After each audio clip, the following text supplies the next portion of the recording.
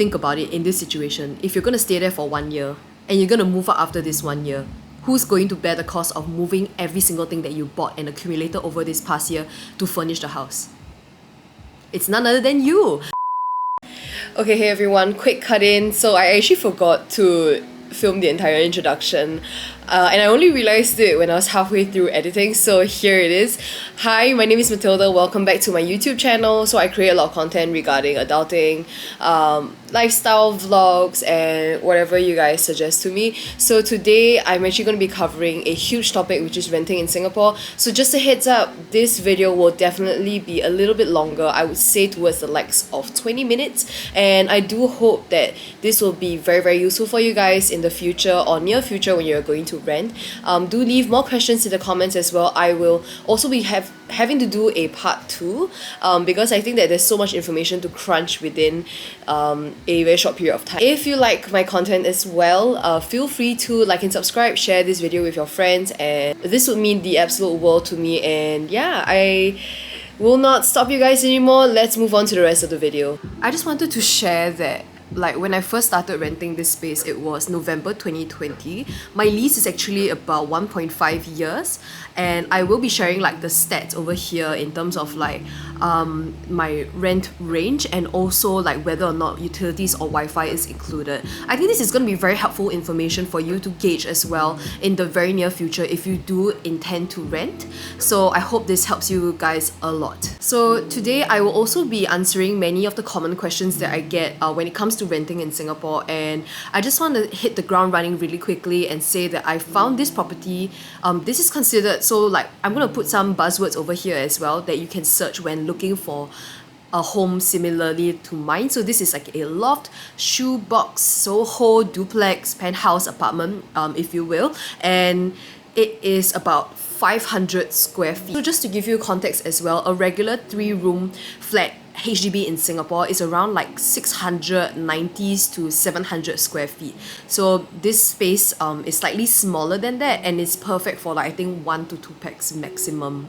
So another question that I get is the rent range. So I actually shared previously at the beginning of the video that the rent range is definitely 1.8 to 2.2 thousand. I can't really give you an exact amount because of the fact that my neighbors and I are paying all different amounts, so it wouldn't be fair. And also they all have the same amount of space as me, same layout, double level in a loft space, and also within the same square footage. So it wouldn't be fair to say my exact rent because it's not accurate in that sense. The utilities, all my utilities and Wi-Fi is actually built into the price if you saw at the beginning of the video. In this case, I saved quite a bit of money because usually utilities come up to 60 to 80 per month, and Wi-Fi is usually $20 a month. So I saved the extra cost because that cost is really built in. The only thing that I have to pay outside of the rent price is actually my aircon conditioning. So that is 2 units, and 1 unit is about $30, and this is done quarterly, so there's 4 quarters in a year. So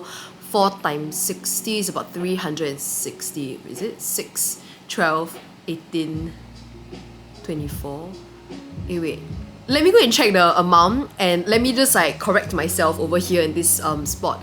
So yeah, I'm sorry for that mix-up, guys. But yeah, okay, so now that we've run through the technical numbers of the space, let me go into other questions that I usually get. Okay, so one common question that I get, aside from sharing the buzzwords of this type of apartments, is how else should I optimize my search on Property Guru and also 99Co? So I have been dubbed the Property Guru Mama on Instagram, and I don't understand why. I think that's so funny that you guys call me the Property Guru Mama. I'm not even close to that, and I'm also not a property agent, so let me just preface and say that whatever I'm sharing with you today is based off my own experience and my experience only. I am not a licensed property guru, and I'm not a licensed property agent as well.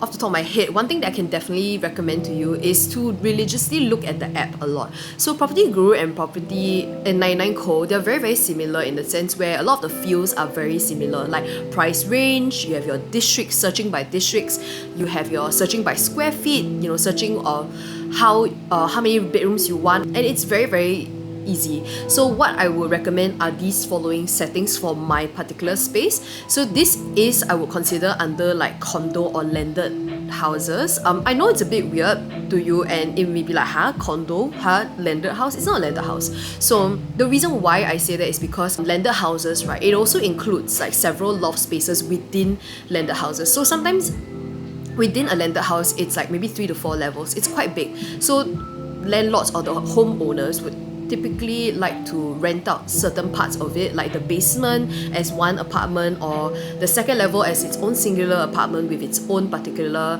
private entrance. And these are kind of things that you see very often within the apps that I've mentioned.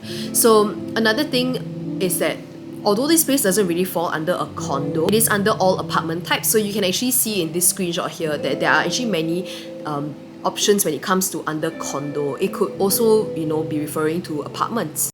Another filter that I really like to play with is actually the price range. So usually, we all know if you go for a higher price range and if you can afford more, it would definitely unlock you better options, but don't fret at all. I feel that the key thing is always to look at every listing as a potential home that you can see yourself living in. So one thing that I always encourage people to look at, within the listing is to see how many square feet it is, or whether it is like considered like a dual key entrance, or whether there is like your own toilet, or if there's any shared utilities. So one thing that I particularly don't like is to have a sharing space of like sharing washing machine, sharing kitchen. Typically, I believe that I ultimately want my own privacy. So yeah, the listing will tell you every single thing you need to know off the bat, unless it's a bad listing, like they just give you stock photos of the place and then you have to go the extra step to inquire about the listing itself. Yeah, some things that I would look out for definitely is to see the price range and see whether I'm comfortable with forking out this amount every single month. So I will be going to the exact cost of renting in Singapore in another video, because I feel that like today, right, I just want to talk about some general tips and tricks about navigating like certain apps within Singapore and how you can optimally find like a good listing in that sense. So yeah, continuing on about the app, right, another function that I would use very, very religiously is searching by districts. So Singapore is actually broken up into, I think, about 20 districts. Certain districts, like they group them together, like Novena, Newton, or even I think like Changi, Pasir Ris. I'm not too sure like how it is actually segmented, but I will leave a screenshot over here as well, showing you the different type of districts in Singapore. So these are actually fantastic indicators for you to look at the different prices. So typically, right, in the CBD area, of course, your rent is going to be so much more expensive, even for smaller space. But that's because people pay for convenience. And if that is something that you want to do, it is something that you can definitely consider in the future. Whereas if you stayed maybe in like the outskirts area or like heartland areas, I would dare say maybe spaces in Woodlands, Bishan, in Sengkang or Punggol, I would find that I have a better bang for my buck in that sense. It really depends on like your comfortability and where you want to stay personally. If staying in Yishun is super near to your workplace, that's perfect. But I would definitely recommend for first-time renters, right, please choose a location that is quite near the MRT in terms of like public transport, or at least have a bus stop right outside of your apartment, outside of the place that you are potentially going to stay. Why I say that is because transport is a hell of an issue if you're going to be staying within slip roads, or if you're staying alone and you're not confident of walking home alone, of like walking a very long walk to the nearest public transport to, it's just simply convenience, right? The reason why sometimes like we rent also is because we want a place that is nearer to our workplace. So ideally being in a hub where there is like a very good connectability, or like there's very good transport lines around you, that would be super helpful for you. So now, moving on to another part of the listing that I would typically look out for is actually to see if the space is furnished, fully furnished, partially furnished, or not furnished at all. So the differences between these three, firstly, for furnished, right, is, okay, let's say just fully furnished, okay? If it's fully furnished, a lot of the basic things such as your curtains, your sofas, your fridge, your kitchenettes, your microwaves, these come along with the home itself. If it's partially furnished, sometimes you do have to buy in things like your bed frame, your tables and chairs, or like partially furnished is just like less than a fully furnished home. So you have to take into consideration this particular filter, right? Because of the fact that if it's an empty home, you have to 100% furnish it yourself. Think about it in this situation. If you're going to stay there for 1 year and you're going to move out after this 1 year, who's going to bear the cost of moving every single thing that you bought and accumulated over this past year to furnish the house? It's none other than you. You have to be the one to move it out at the end of the day, or even risk giving it up for the next tenant who's going to occupy the same space that you're living in right now. So for first-time renters, I would definitely recommend for you to find a fully furnished space where there are things that are like already there for you. You don't have to worry about purchasing anymore. In my own experience, right, my place is fully furnished, so everything here is the landlord's, except for my bed mattress. Like my own mattress, I wanted to move in myself, and just to share with you and like for complete transparency, right, moving my bed, like my mattress from my previous home over here, it was $60. Because of the fact that I have staircase as well, so that was an extra cost for me to consider, and I didn't think it was gonna be $60, but it had to be done, and I wasn't about to sleep on another person's mattress as well. I think that was just a personal preference for me. Imagine if you're moving not only just a mattress, you're also moving chairs, you're moving a sofa, you're moving tons of things. That's gonna rack up a lot in your moving fees in the future as well for your next home. The main benefits of finding a space that is actually already fully furnished is really just that you won't have to worry so much about moving it to the next location. And honey, like, convenience is everything. Once again, renting should be that easy. It should never be this complicated for you to think about moving tons of things and buying unnecessarily as well. Remember when I spoke about dual key and triple key or whatever key apartments? So let me just explain a little bit about the concept. So there are condos out there that, you know, the owners, they have bought the whole unit, but they actually segment it into many different small apartments. So example for a dual key one level condo, right? Typically, it would say that dual key means two people are staying within this apartment at one time. Certain things are shared. Washing machine, it could be kitchen. And that would mean that most likely in your room, it would be just a regular studio layout where there is maybe like one balcony and a big enough space for a queen bed. And I'll actually attach some examples here because I did go for a viewing at a dual key space in Toa Payoh, that is Gem Residences. The rent was asking about like 1.6k, and the wall was rather thin. Okay, there were certain red flags already off the top of my head, like why was the toilet so big? And why was there no sink in the space? Like, I think to me that is such red flags because I'm someone who loves to cook a lot. So I know for sure that I won't be able to do any heavy cooking or doing anything that I like, honestly. Okay, a small interruption from Gary and he's saying hi. Oh my god, why is he like, oh, baby? Showing to the camera, yes. Oh, yes, baby. Okay, let's continue. Okay, so moving on, there's also such a thing as triple key apartments. So these ones, same concept. Some items will definitely be shared between all the tenants within this same three small apartments. So I think that is something that you really have to heavily consider because once again, like, it's not going to be just the responsibility of you alone, but it's also going to be the responsibility of the other people within this shared space that will look after the same, you know, shared facilities that you guys will have. Also, building on the topic of listings, one thing that I would generally look out for, right, is the lack of photos. So usually when there's a lack of photos, I would be then prompted to ask more questions from the WhatsApp conversation that I have. So just to let you guys know as well, for Property Guru and 99 Co, there's this like function that you can just easily direct the same conversation to WhatsApp. And I think that's so helpful because it's so easy to just text someone regarding like a particular space that you're interested in, and to find out more information. So why I say that, you know, if there's very little photos, there might be something wrong with the place, or, you know, maybe this would prompt you to ask more questions regarding the particular unit as well. So after you're done qualifying your own listings and what you think is a space that you probably are interested in, initiate that first conversation with the property agent. So with the property agent, when you ask them directly on WhatsApp, right, the first thing that they'll usually ask you is for you to send over a profile. So this profile really just means asking for your name, your nationality, your occupation, your potential lease stay. Okay, I'll put in one example here as well for you guys to take a look at the typical kind of questions that they ask. I think one thing that I have an issue with currently right now, I'm not gonna lie to you guys, is finding an apartment that allows pets. So a lot of times I get rejected so easily, and I'll show you guys like some examples of my rejection as well. And that is because a lot of landlords are very, very worried about, you know, whether your pets will scratch the furniture, and whether or not they will cause like permanent, like irreversible damage to the walls, to the fixtures, to, you know, maybe like even things like the staircases.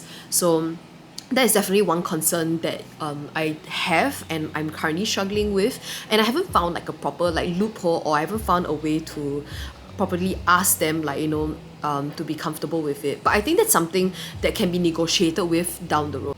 So also another tip when you're sharing your profile, right, just be sure that you're 100% transparent with them. Like for me, I know that my lease is ending this coming April, so I would say that my obviously my logical move-in date would be the 30th of April, which is the last day of April, or 1st of May. So in this case, they know and they're alerted of my current situation and how the move is going to be like. And in this case, right, a lot of landlords, they don't really want their spaces to be left empty for a long period of time. So they would usually prefer someone who can move in ASAP. So if let's say, you know, the move-in date for this apartment says that, okay, earliest move-in date is maybe 1st of March. My profile would then usually be rejected, because that would mean that I can only move in 2 months later, and they would never like risk losing out 2 months worth of rent. So you have to think in this case and be very, very realistic. Like, okay, can I meet their move-in date, their expected move-in date, or can I not? And if I can't, then it means that I should probably look for another listing that fits my timing a lot better. I just want to say that, like, whenever they ask me for my profile, I try to be very, very concise and not revealing of too much information. In terms of budget, right, I will usually go 100 less than the asking price, or maybe if I really like the apartment, I will meet them at their budget. But of course, negotiations come after viewing.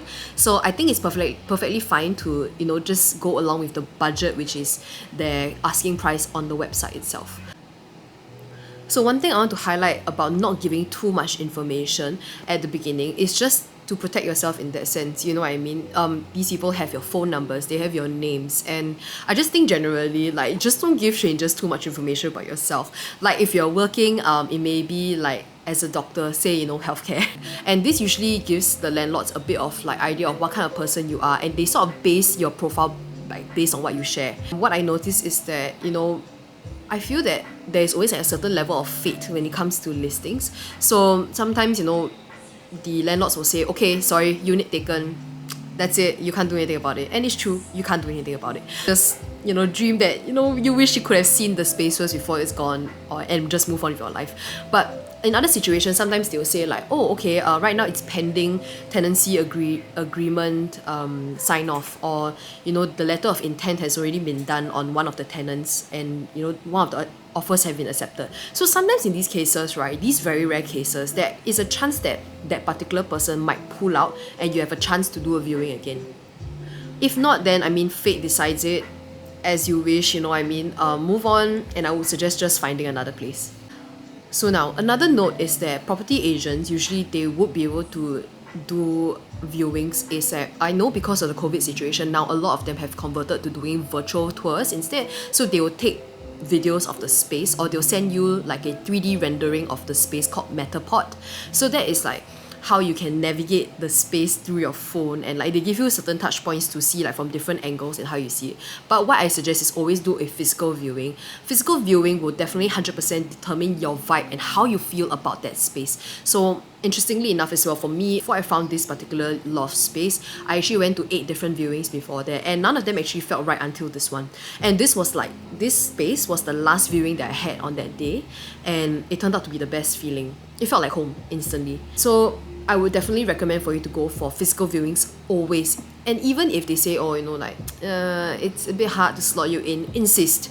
If you're serious about it, they will take you seriously as well, because it goes both ways. You must show your interest as well. when I go to physical viewings, right, I do have a lot of questions off the top of my head. Okay, so I'm guessing at this point we're probably at the 15-minute mark, and I hope you guys are not bored yet. I've tried to put as much photo screenshots for you to look at the same time and take screenshots of, and I hope that my video has been helpful to you until this point. But yeah, let's talk about going to viewings itself. So you're always going to be in contact with this particular property agent that you're speaking with directly on this listing. That means that the property agent is the one that is supposed to know everything there is about this particular unit that you're interested in.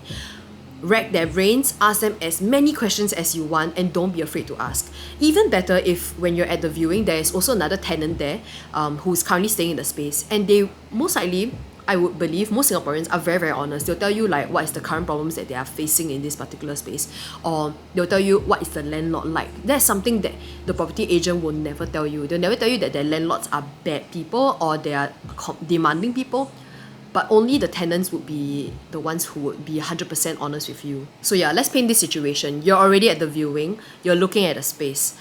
Certain things that you should look out for straight off the bat is, number one, location. How did you get there? And I would always suggest to take a public transport, bus, MRT, whatever, walk if you must, so you know how it feels to walk home after a long day of work, or how it would look like if it was raining and you're walking home. Number two, look out for all the appliances within the home. Make sure that they are not obsolete. One thing that I definitely did mess up on my part was my own washing machine. Yeah, that unit, obsolete. They don't even sell it anymore, okay? And even when I called customer service, they had to dig through their archives to find out how to fix my washing machine. It was so bad. So yeah, number two, definitely making sure that your appliances are all tip-top. And okay, maybe it's not tip-top, it's fine, but just make sure that they are in working condition, and ask the tenants or ask the agents what feedback they have received regarding the appliances. Okay, so number three, I think this particular tip, right, I wish I told myself, but really knock on every single wall and ask about your neighbors. So I think one thing that I did really wrongly was that I didn't ask about my neighbors enough, and I didn't know that one of my neighbors were actually, they work nightlife, so they would come home around 12 to 1 a.m. and they would have parties till 3 a.m. So this was something that I didn't anticipate, which was that, number one, the false walls were very thin, and number two, I would potentially be hearing a lot of their conversations and their loud music. So really ask these kind of questions on the viewing itself, so you're able to get your answers ASAP and on the spot. Tip number four is also to tour the location and tour the space. So if you're looking at a condo space, look at their swimming pools, look at their facilities, look at the security guards, and ask, are the security guards 24/7? Do they stay there, or is it just an automated one? Or ask about the swimming pool, why don't people use it? Why is it underutilized? Is the water bad? Or take a look at the gyms and see how it's and whether it's really busy or not. So one thing that I actually remembered during one of my viewings last year was that I went to this space at Bartley, and there were so many kids in the swimming pool. So why I say this is an issue for me personally is because I like my quiet time. So imagine if I were to go into the pool and there are many kids splashing, running around, and it kind of disrupts with my own space. And I think this is something that you have to consider, because you have to really imagine yourself living in the space 100%, cohabiting, and interacting with the people there as well who are within your space. Okay, so I'm clearly running out of time, and I do not want to hold you guys back anymore. It's been about probably 20 minutes that I've been speaking already, so let me just do a part 2 regarding furthermore into the process of renting in Singapore.